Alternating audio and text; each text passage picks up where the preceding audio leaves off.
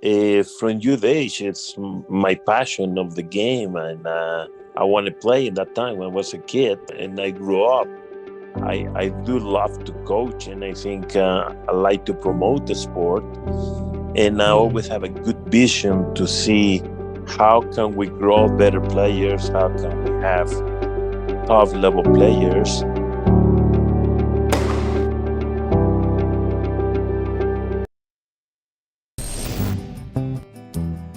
Unleash your serve's power. Join our academy and dominate the court. Spots filling up fast. Enroll now.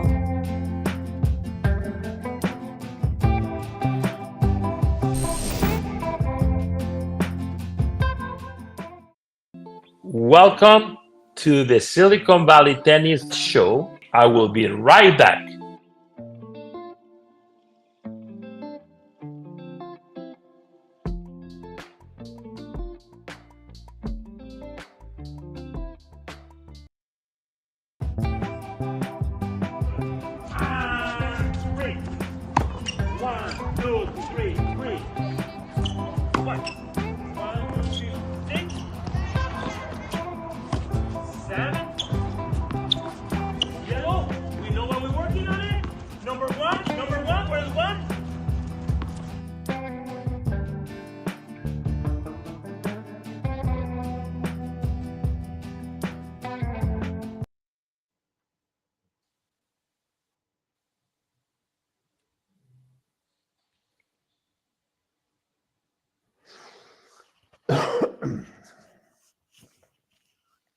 Welcome to everyone. Another Inside Full Silicon Valley broadcast episode.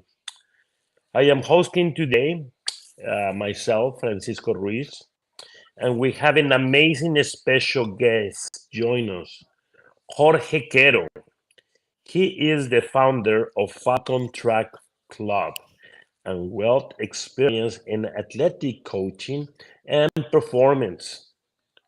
Sit back, relax, and prepare to be enlightened and embark a journey of discovering with Jorge Quero. I'm laid back and ready. We will be back.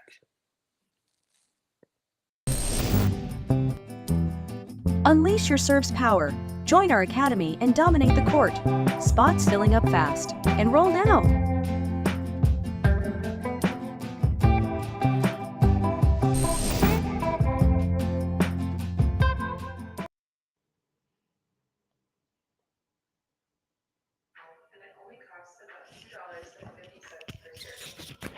Could you close the door?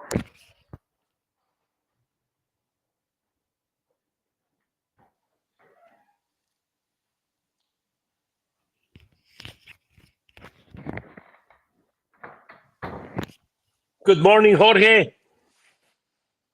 Good morning. Tell me how you doing in your area.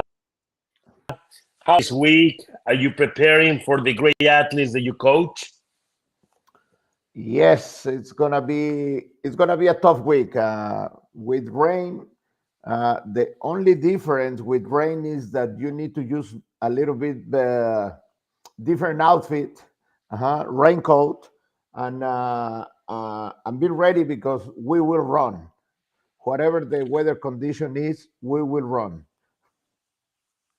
Wow, that I love it. I love it. You know, one of the greatest things I think about you coaching is how to make players react faster. These 100 meters, these 400 meters, and I'm always. That's why so many times when I talk to you, I want to learn more about these things. How can I improve players? And I think this kind of show will help parents to understand the sport that I coach, tennis, is very good, but people like you, they are making players faster reacting in the first 10 meters, 20 meters, 100 meters. Explain to me a little bit what is the most important of this? How do you train all these players in the 100 meters first?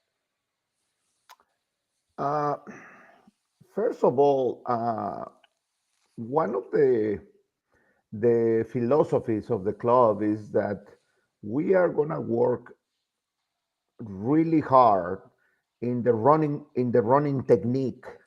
There is a there is advantages if you have good mechanics, as well as any other sport. If you have good mechanics, mhm, your speed is going to increase. Uh-huh. If your speed increase, your quickness is going to be better. Uh-huh. Because sometimes people get confused between quick and fast. Mhm. So speed and reaction.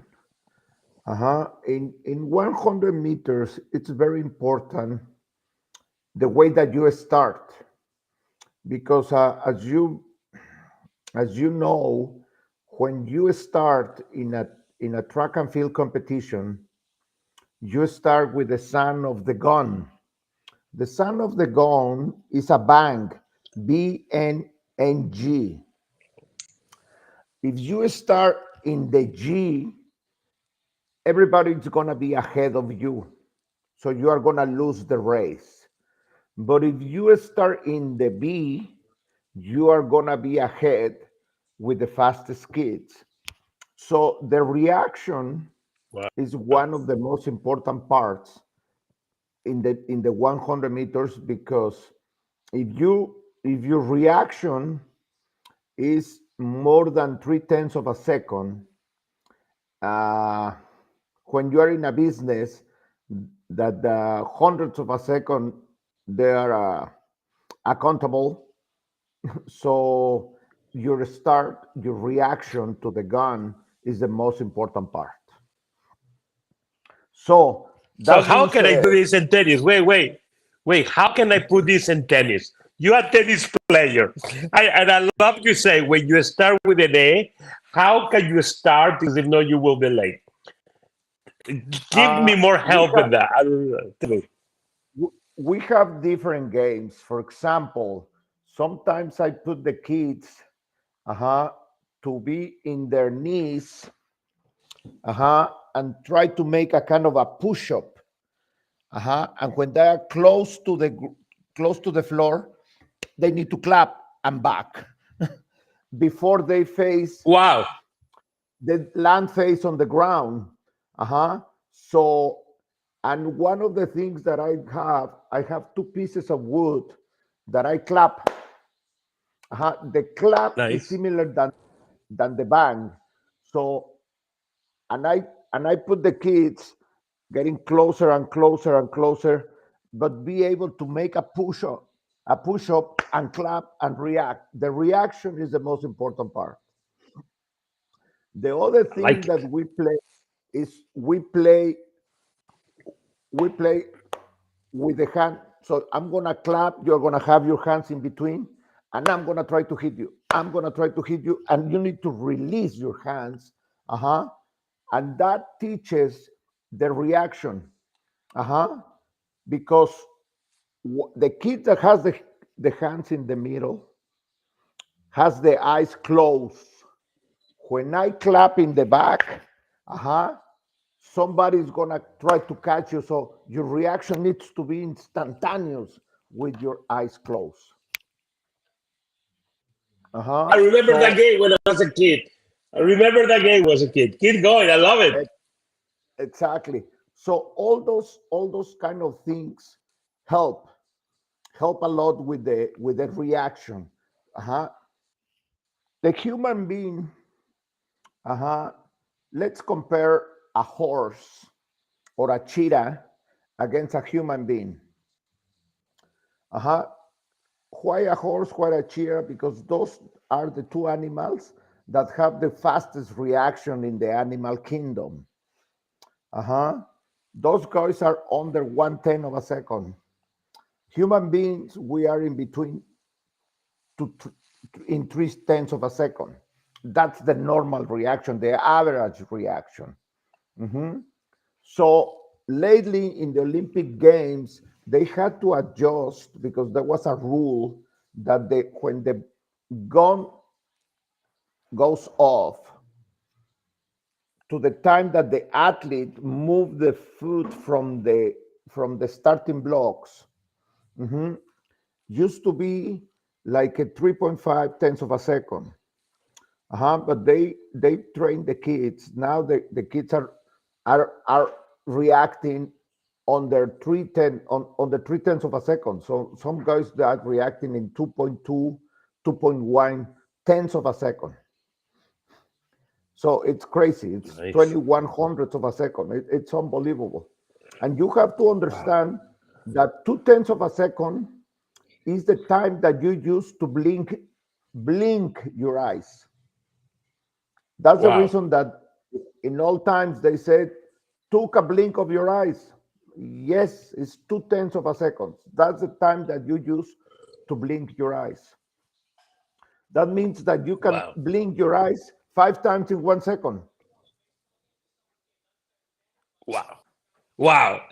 I'm imagining this.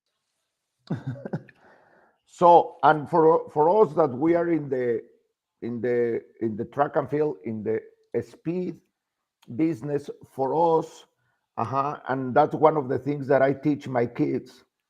If you run the 100 meters in 11 seconds, that is very fast. Okay. But you have a very good reaction at the beginning. When you finish the race, just let me answer me this question. What sounds better, 11 seconds or 1098? 1098. 1098. Sounds better. Of course, sounds better.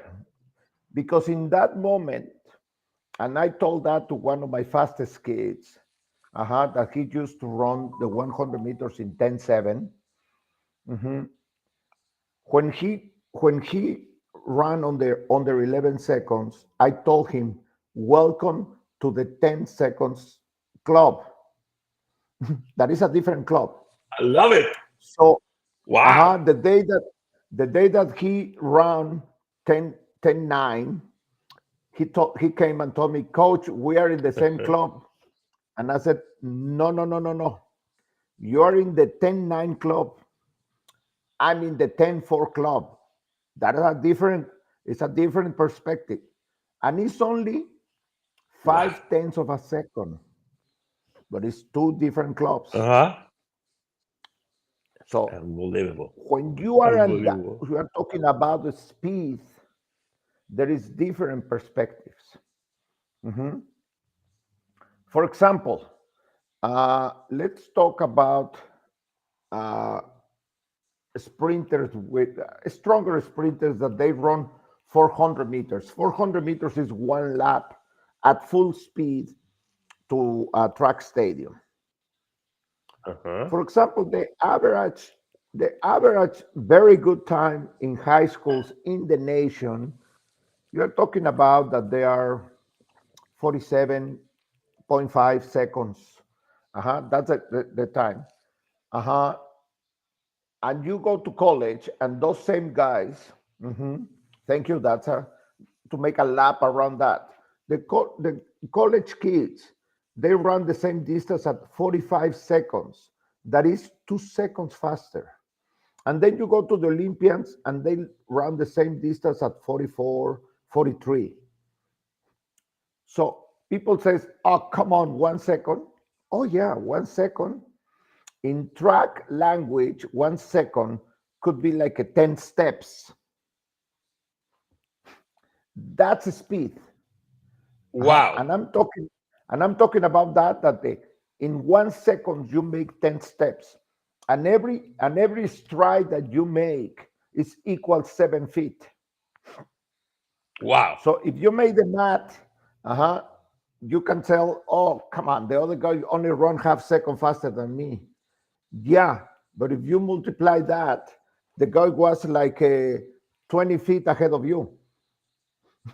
Let me stop you a little bit, because maybe tennis parents, they will say, so what is Coach Francisco is doing with Jorge asking all these questions? I believe it's the same situation in the tennis players. You talking 2-3 steps and ahead to get to the reaction of the ball, making sure the kid is getting there on time and hitting in a good position balance to create the difference between attacking shot, consistent shot, defending shot. That is, I think parents need to learn and understand how important it is to have coaches like you to develop the speed of the kid. Besides,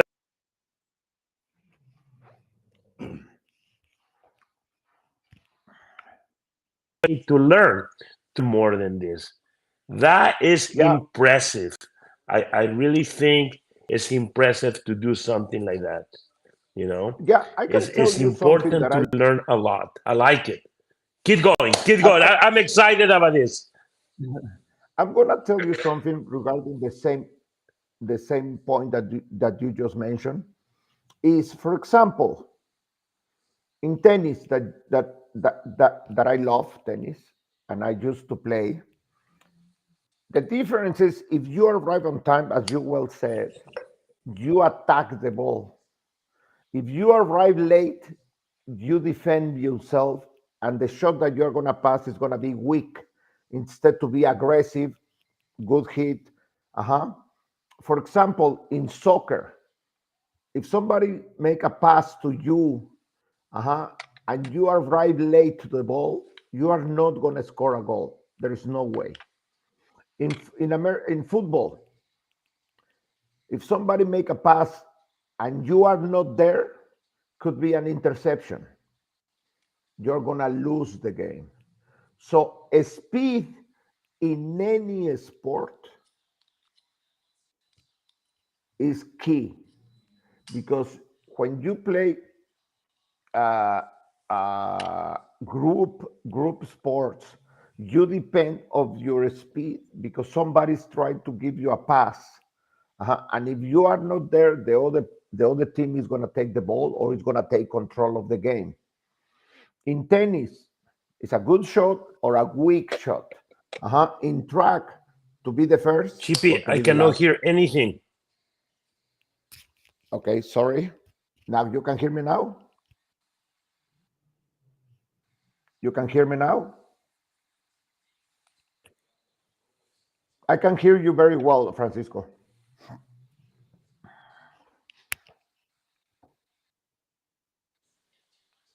You can hear me now? Okay, I can hear you now. Very good. Very good. Now, Okay. ready.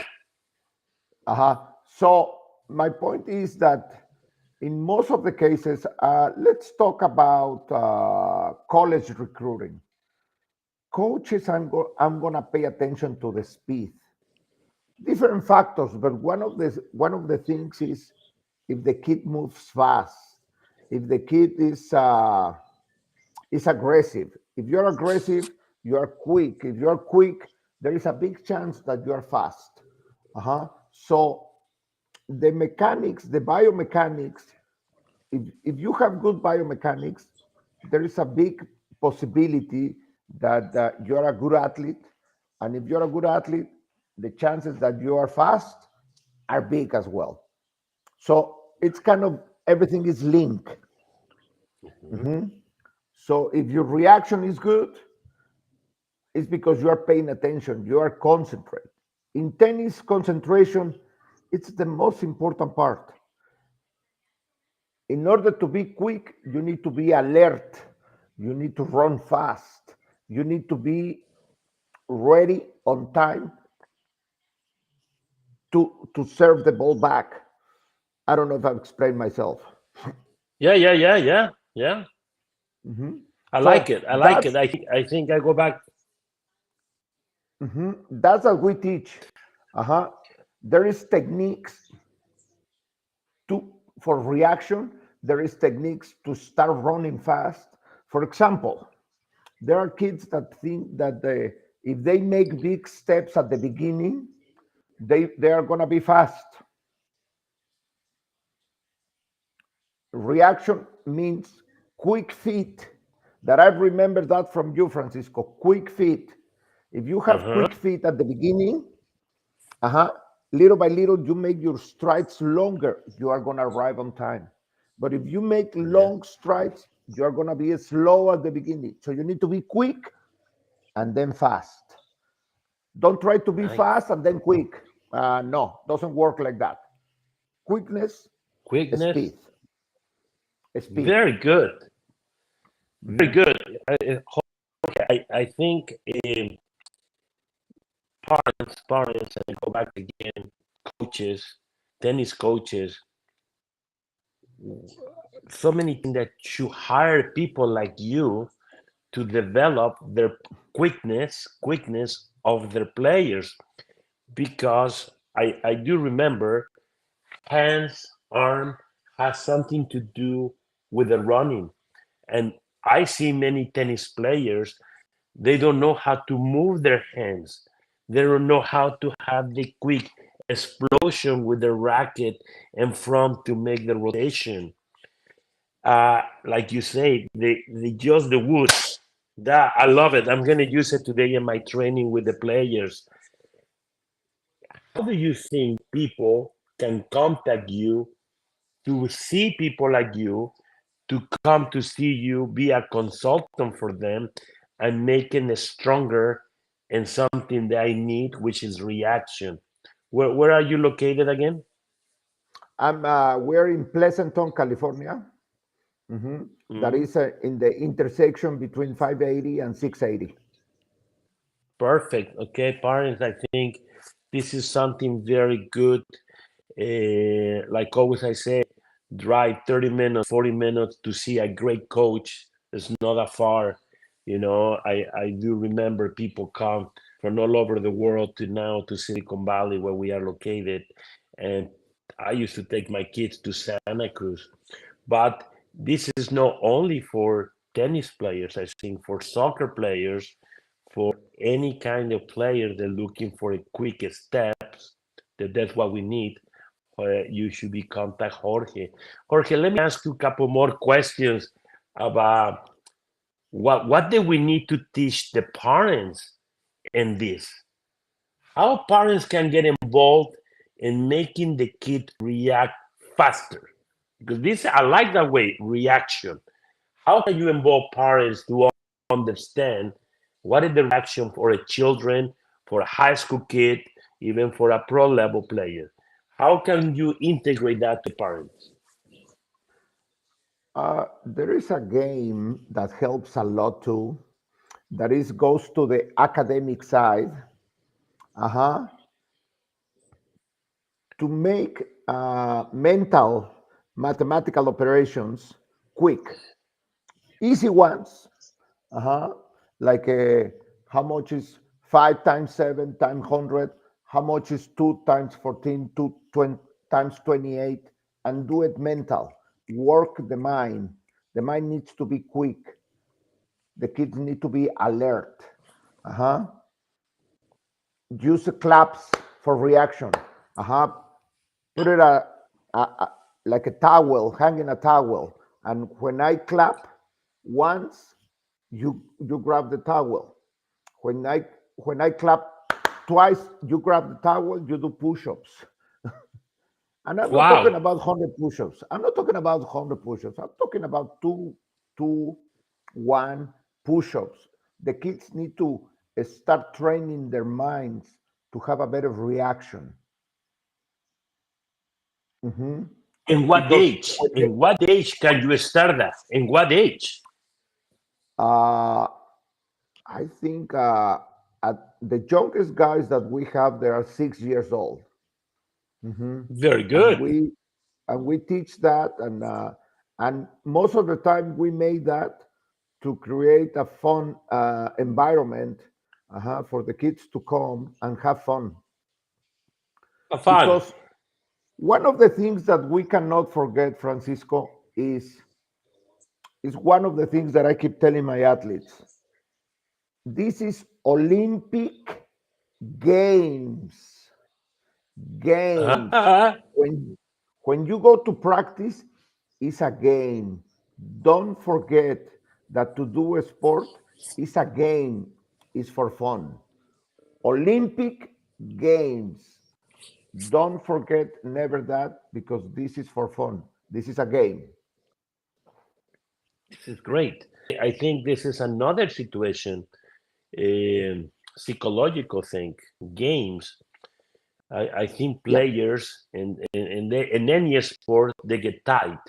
They don't know how to breathe. They don't know how Mhm. to learn to relax. And I think many of these times coming from the day before, some players today's day, they try to prepare mentally already overnight, but they don't see the consequence. Parents already stressed. They're already putting pressure into the kid the day before on the match, on the race. You have to win. You have to do this. But if the parents in this situation lay back a little bit and let to have a game and enjoy the great process the day before, is the kid will be more relaxed into the match. I think players or good athletes, they should be prepared mentally, but over stress them is no good because they feel the pressure so much before and in the match. I think Yeah. this is something what you say, game. I love it. I love the idea about the games. And I think parents, tell me. Yeah. Sorry, I'm going to interrupt you because I have a short story.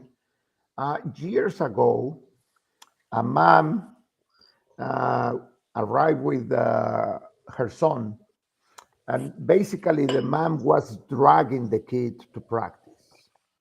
The kid arrived crying, and I said, "What's happening?" And the mom is, he wants to quit, and I said, "Okay, let me talk with him."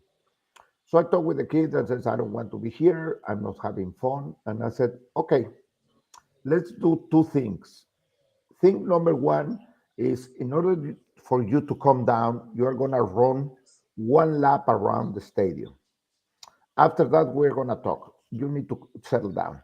So the kid ran the lap, came back, we talked, and I said, "Okay, you're free to quit if from the stadium to the family car." I told him, "If you beat coach going from the stadium to the car, you are free to quit. But if coach that is a lot older than you beats you, you are going to come back tomorrow. Not today, but just tomorrow." So the kid thought that the old coach cannot run. And we sprint all the way to the parking lot. I arrived first. I turned to the kid and I said, "See you tomorrow." Next day, the kid came because he was ready to play with coach. That was it. He came I back. love that one. I love that one. Ready to play with the coach, ready to engage with the coach, with the sensitivity and emotion with the coach. I think what a coach is so important for players. I think we are role models for many of them. You become to be, for many of them, maybe the family. Yes. I think we need to understand that piece.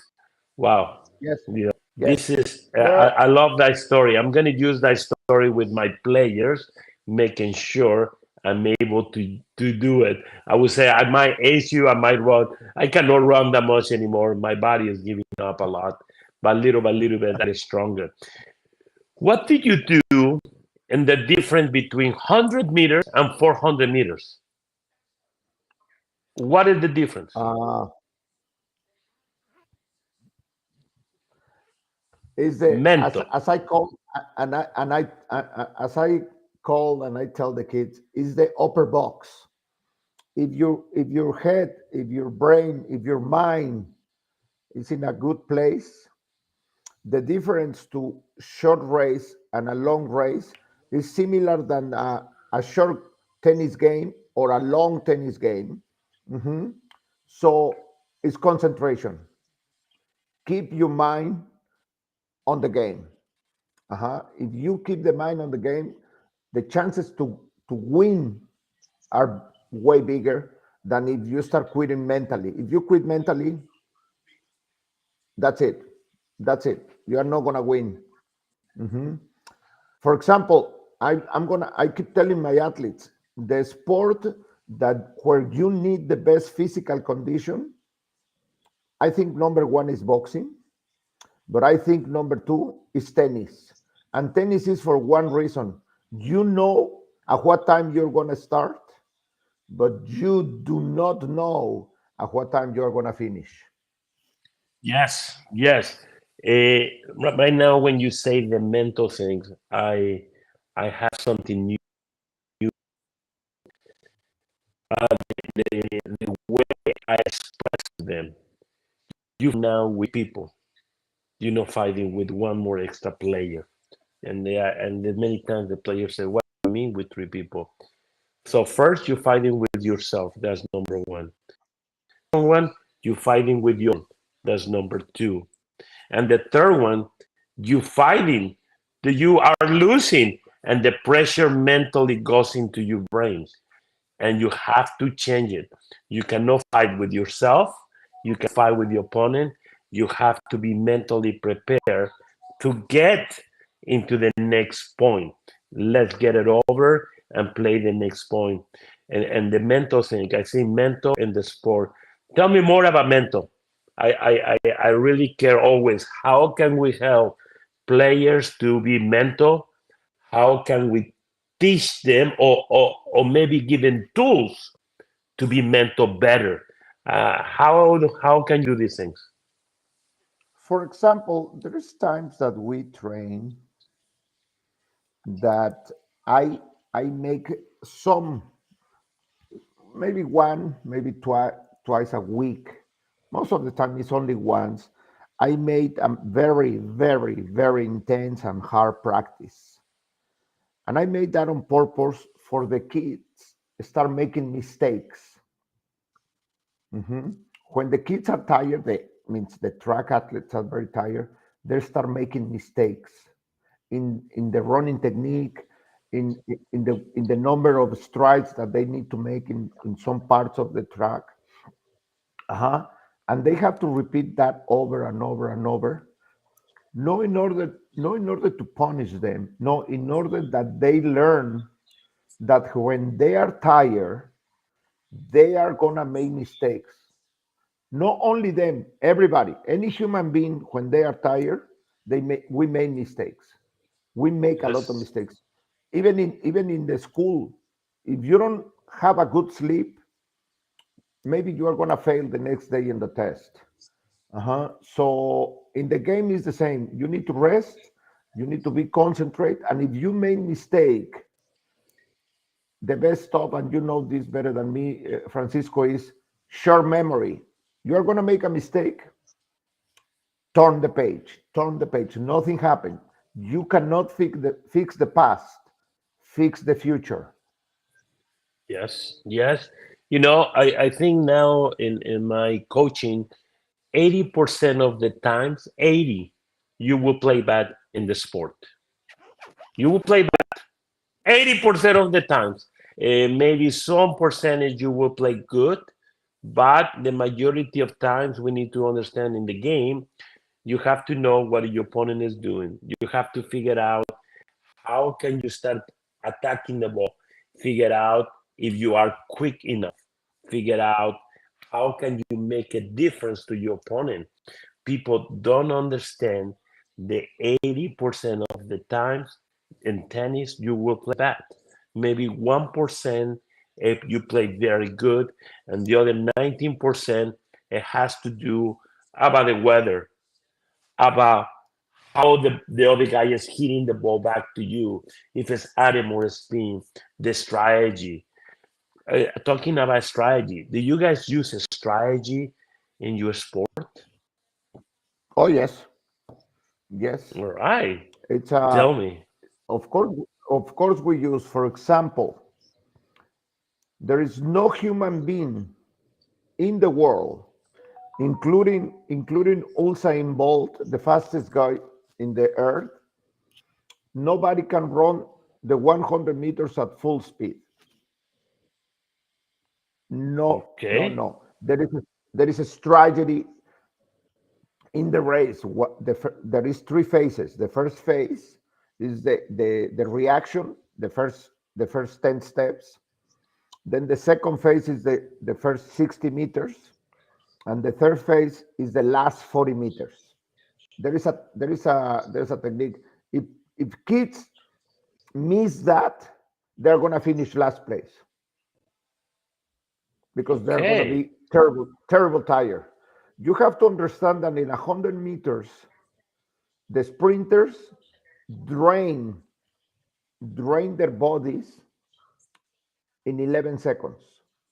In 11 seconds, they release all the energy from their bodies.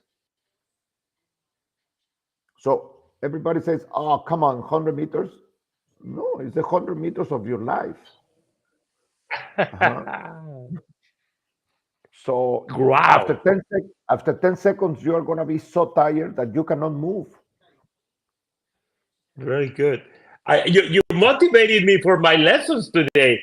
What am I going to do with the top? I have top two good players coming today. I'm going to be doing something like that. Reaction. I'm going to go into my woods. I'm going to go into the towel. I'm going to go make sure they go into the knees. I will get the videos for that because I'm going to implement that in the tennis courts, all this agility. Besides the running, what else you guys do? They do weightlifting, rubber Yes. bands, all the preparation in that. We have, for example, for our high school team, we lift twice a week. And we go hard. Means high schoolers, they start lifting hard. But don't forget, they are not body lifters. No, they are athletes. They are going to be strong. They are going to lift the muscles that they are going to move. For example, my athletes that they move the arms, that is the most important part. They do arm swings with 3 pounds. But if you run, I'm going to tell you, if you run 1 mile with 3 pounds in each arm, you're going to die. You're going to die. Your arms are going to be crushed. And it's only 6 pounds. And everybody says, come on, coach, 6 pounds. 6 pounds. And when they do the drills that we do in the lifting room, they can barely clean their faces because the arms are like noodles, dead, completely dead. So we find exercises that they help, like stretching with the bands, stretch the hamstrings. That is one of the worst muscles in the body, from my point of view. Mhm. The quads that you need strong quads for a big acceleration. Mhm. You need a strong arms for two reasons. I'm going to tell you in track there is two rules, main rules.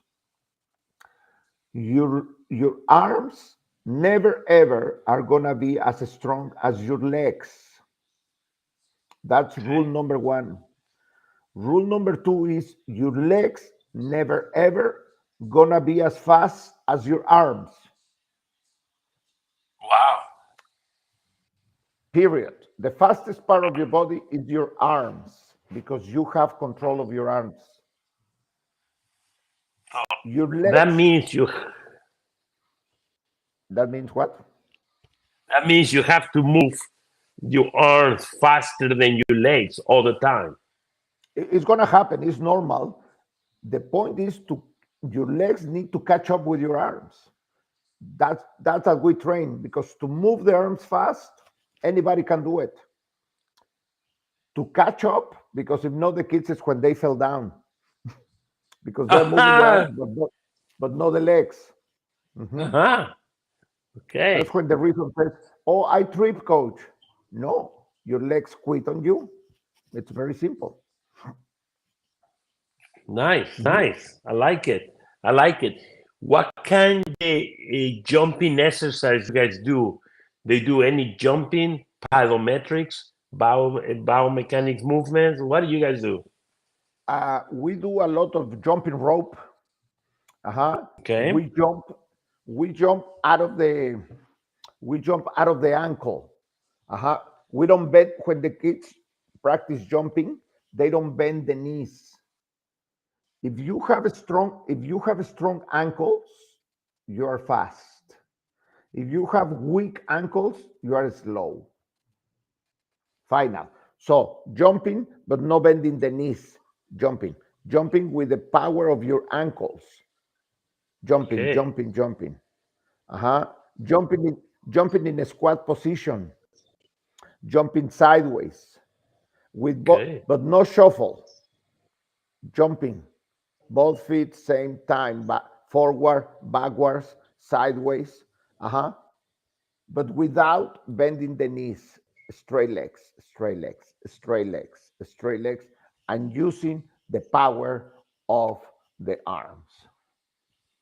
Okay. I like it. I like that idea too. That's another thing I'm going to be checking it out today.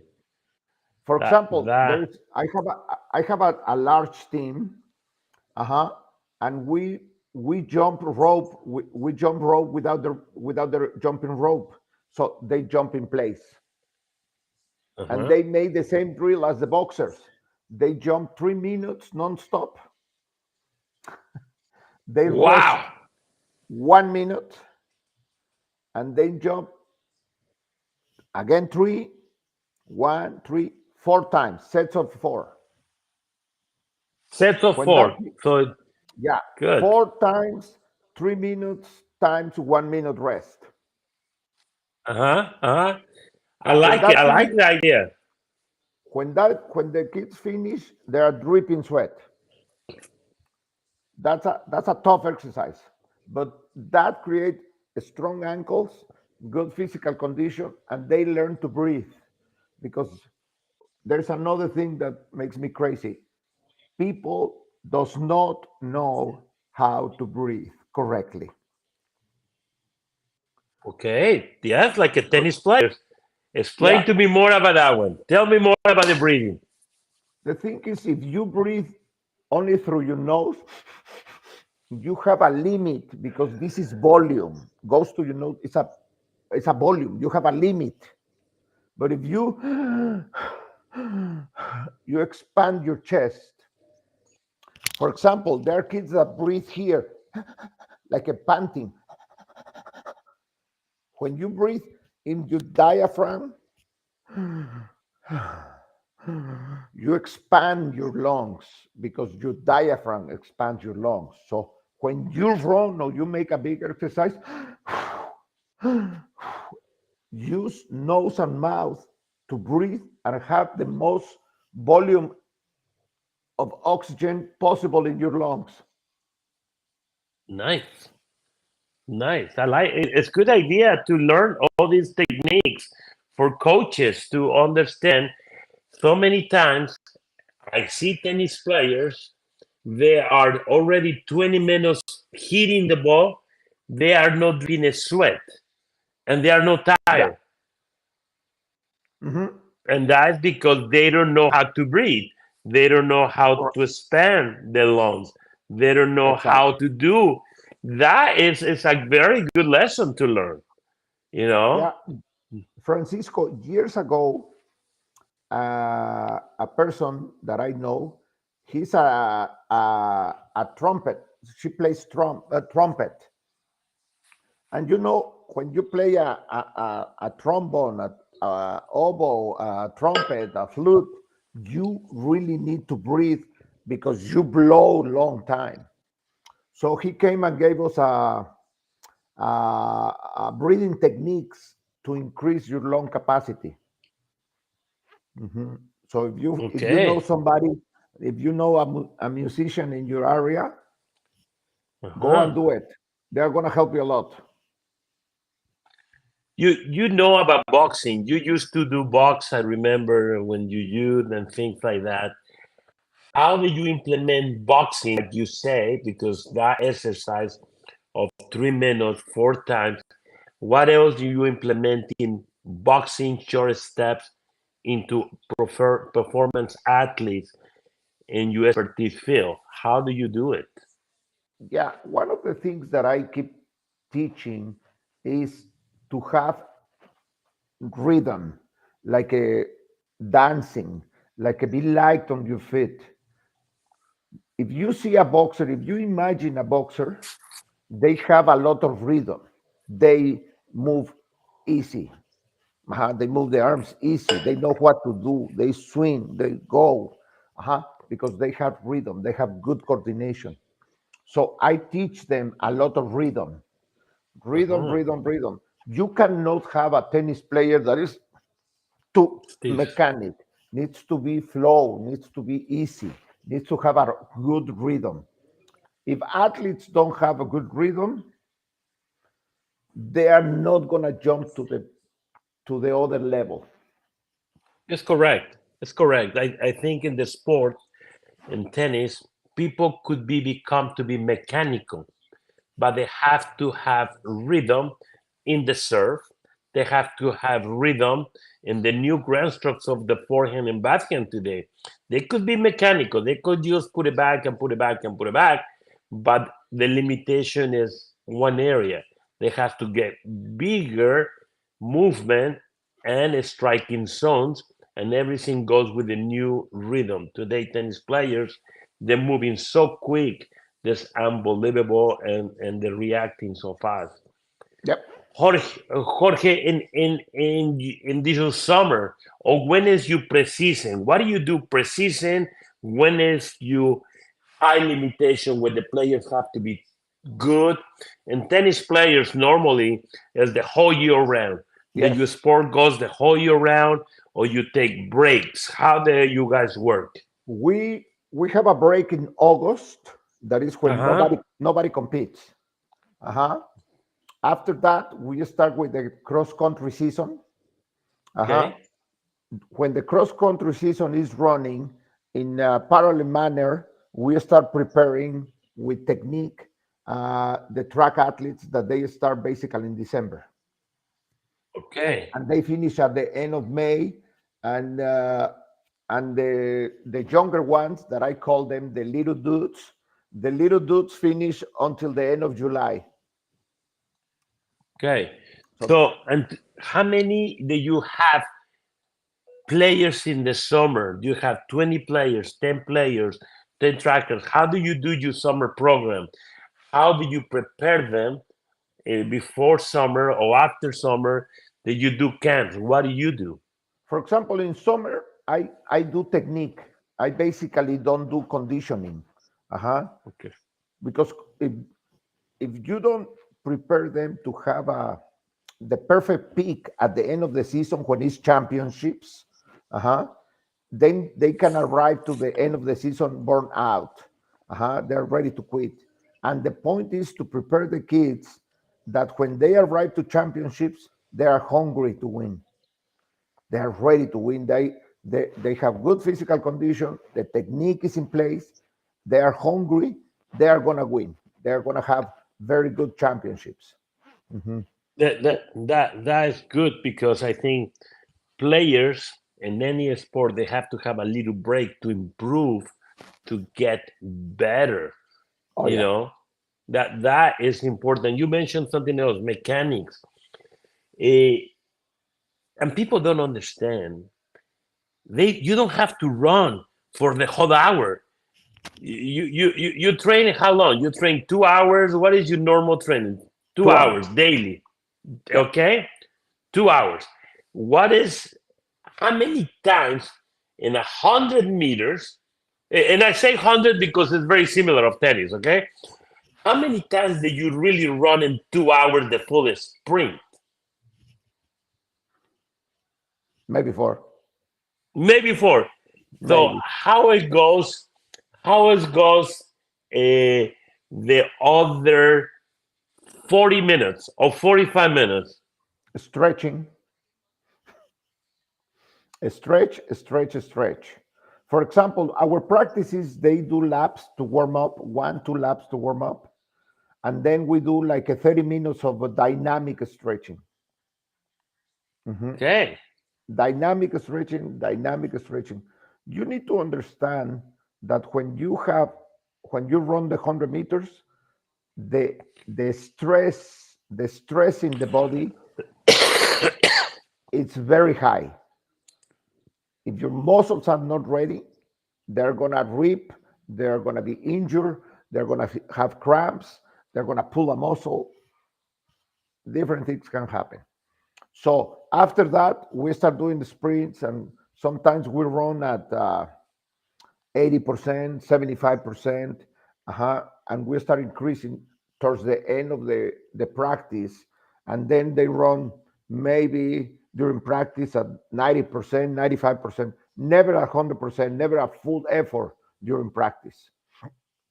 We wait that for the competition because in the competition, you have two different things. The athletes, they want to compete, they want to win because you prepare them mentally. And the most important part, they have adrenaline. They are going to run faster. Very good. Very good. So it's a mix of things. When they crossing the stick, what is that one? What is the name of that one? They crossing the stick and they go 3 times or 4 times. When the athletes cross the stick, relays. Relays. There you go. That is the word. Relays. The relays. How they train, because there's the same thing. It's a short distance reaction. Yeah. For example, in the 4x1, that is 4 athletes running 100 meters each. And they have to pass the baton hand to hand. The technique is the first leg starts with the baton in the right, passes to the second leg to the left hand, so they cross. The second leg run with the baton in the left and passes to the right, and the third to the fourth to the left. You need to understand that they finish in 40 seconds, the 400 meters, in 40 seconds. So it happens so fast that sometimes you don't even see the baton traveling around. For example, I'm gonna make, and this is a commercial, okay? This past weekend, we ran the 4x400 meters relay.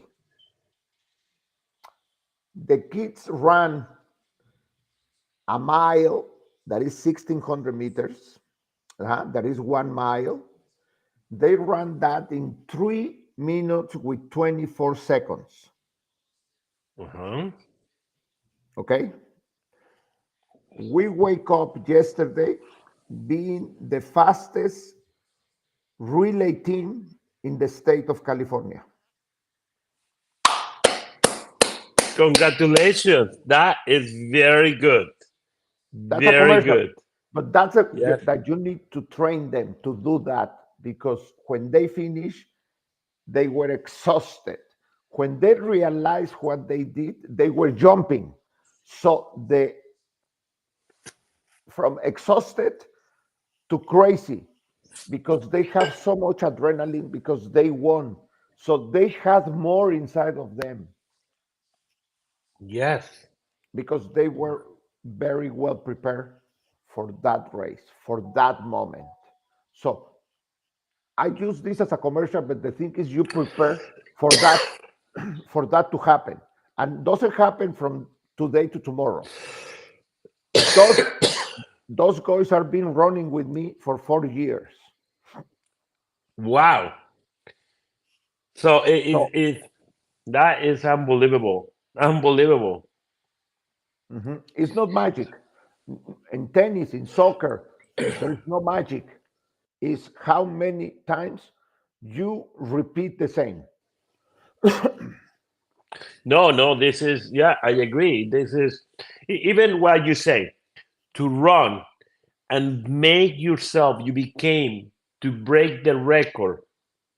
That makes an amazing potential to the kids mentally, and they will go back today to train even harder. Yes. Yeah, because they're happy. They know what they're capable of. So, like for today, What did they would do? These athletes, they will rest. What did they do? Yesterday they ran first. They ran 600. They do all the stretching. They ran 600 meters at 75% of the speed. Then they ran two times 300 meters at 80% of the speed. After that, they ran 3 times 200 at 90% of the speed. And after that, they run 550 meters at full speed. That is unbelievable. Yeah. Unbelievable. So we almost close to close this session. Give me three, four, five tips that we can teach coaches, parents. What do we need to do? Three, four short coaching tips. What would be the good ones? The most common the most common thing that I keep telling my athletes is number one, you, and this is to the athletes, you are gonna eat whatever your mother puts in front of you because mothers know everything about food. I don't know how. I don't know how. I love it. So don't be a picky eater because you're an athlete. So whatever your mother puts in front of you, eat it. Uh-huh. Good. Number two, I always make a question when they arrive to the top athletes, how much water did they drink during the day? If they hesitate telling me how much, it's because they did not drink enough water. Nice. I If like they that one. tell if they tell you immediately half gallon, 3 bottles, 8 bottles, it's because they're telling the truth. The kids usually they don't know how to lie. They lie because they try to protect. If they hesitate, they did not drink enough water. Mhm. And every time that I send the kids, when they finish practice, I told them, get out of here as quick as possible and go and do your homework. Because in the future, you're going to pay your bills out of your school degree. Okay, good. Because the chances to be professional are small, very small. And those are the Uh-huh. tips that I give the kids at the end of practice, basically every day. Very nice. Hey, Jorge, I learned a lot from you today, and this today is a different life for me. I think I always learn. And thank you so much to be in the show. Thank you to introduce new ideas to the tennis players. And we will have videos. I will make sure we have videos put it today for our players, for the academy, and we will try to implement all these techniques in the tennis courts for our younger players. Uh, Thank you so much to be here. And anytime that you're willing to step in again, let me know to introduce more about your sport and making sure we can use that in our tennis practice. Happy to do it. Happy to do it. I'm happy to help. And if I can help in another way, I will do it. I promise. Thank you. Thank you, guys. It has been in a learning experience today.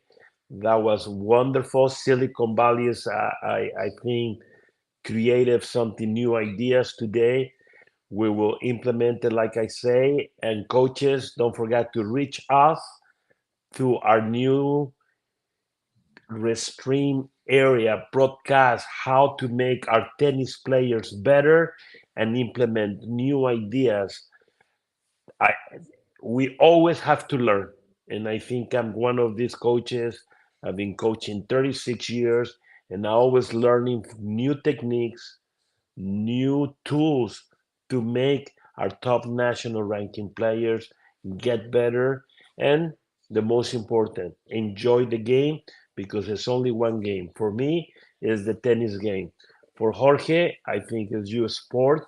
And again, It has been an amazing broadcast today. Thank you. Thanks for the invitation, and I hope we keep the same contact that we have. And if somebody has a question, I'm open to answer. Perfect. Thank you so much. Thank you, guys. I'll see you next week. Have a wonderful day. Thank you. Bye-bye. Bye-bye. And 3. 1, 2, 3, 3.